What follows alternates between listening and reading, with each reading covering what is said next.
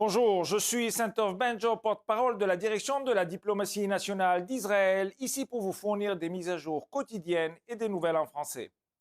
Israël déplore la mort du soldat qui a succombé à ses blessures cette nuit. Il a été blessé au cours d'une bataille dans le sud de la bande de Gaza.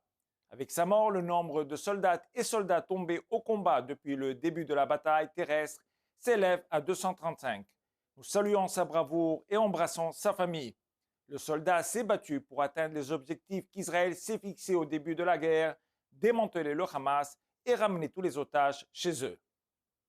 Récemment, Tsahal a découvert des images montrant 3 otages vus pour la première fois depuis le 7 octobre.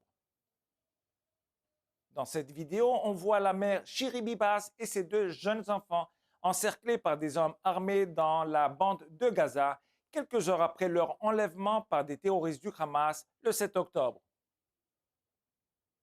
La vidéo des caméras de surveillance de Khan Younes montrant Bibas tenant Ariel et Kfir, qui avaient respectivement 4 ans et seulement 9 mois au moment de l'enlèvement, est la première preuve de vie des 3 membres de la famille depuis qu'ils ont été entraînés dans la bande de Gaza.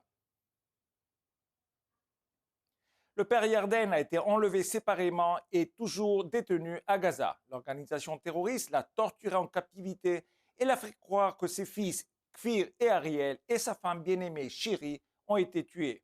Pourtant, ces affirmations n'ont pas été vérifiées. Le peuple d'Israël est préoccupé pour la sécurité et le bien-être des membres de la famille Bibas.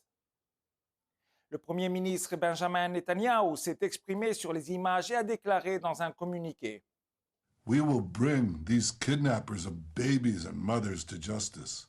Nous entraînerons en justice ces kidnappeurs de mères et de bébés. Ils ne s'en sortiront pas. Les troupes de Tsahal poursuivent leurs opérations intensives à l'ouest de Khan Younes et ont tué des dizaines de terroristes au cours de la journée écoulée. Les troupes ont dirigé des avions qui ont éliminé grand nombre de terroristes, neutralisés aussi par des tirs de chars et tireurs d'élite. Plus d'une bataille se déroule corps à corps. L'armée de l'air dirigée par les troupes au sol a bombardé l'entrepôt d'armes du Hamas à Khan Younes. Au cours de la frappe, des explosions secondaires ont été identifiées sur le site, indiquant que de grandes quantités d'armes y étaient stockées. Israël poursuit sa guerre contre Gaza jusqu'à ce que le Hamas soit démantelé et que les otages rentrent chez eux. Comme toujours, nous sommes à votre disposition 24 heures sur 24 pour répondre à vos questions aux coordonnées indiquées à l'écran. Merci de votre attention.